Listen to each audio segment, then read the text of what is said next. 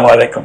আপনাদের সবাইকে ছাত্র জনতার বিপ্লবে সিক্ত নতুন বাংলাদেশে স্বাগত জানাচ্ছি। গভীর শ্রদ্ধা জানাচ্ছি জুলাই আগস্ট মাসে ফ্যাসিবাদের বিরুদ্ধে ছাত্র জনতার অভ্যুত্থানে নিহত সকলের প্রতি। তাদের আত্মার মাগফিরাত কামনা করছি। তাদের আত্মত্যাগের বিনিময়ে নতুন বাংলাদেশ গড়ার শপথ নিয়ে আমি আপনাদের কাছে কিছু কথা বলতে চাই। শরণার্থীকালের ভয়াবহ বন্যায় যারা মৃত্যুবরণ করেছেন, যারা অসুস্থ হয়ে পড়েছেন বা যারা সর্বস্ব হারিয়েছেন, যারা দুঃসহ জীবন যাপন করছেন, তাদের স্মরণে রেখে আজকের কথাগুলো বলছি।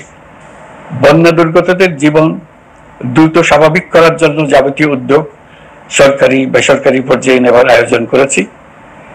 ভবিষ্যতে সকল ধরনের বন্যা প্রতিরোধে আমাদের আভ্যন্তরীণ এবং প্রতিবেশীদের সঙ্গে যাতে যৌথভাবে নেওয়া যায় সে আলোচনা শুরু করেছে। প্রিয় দেশ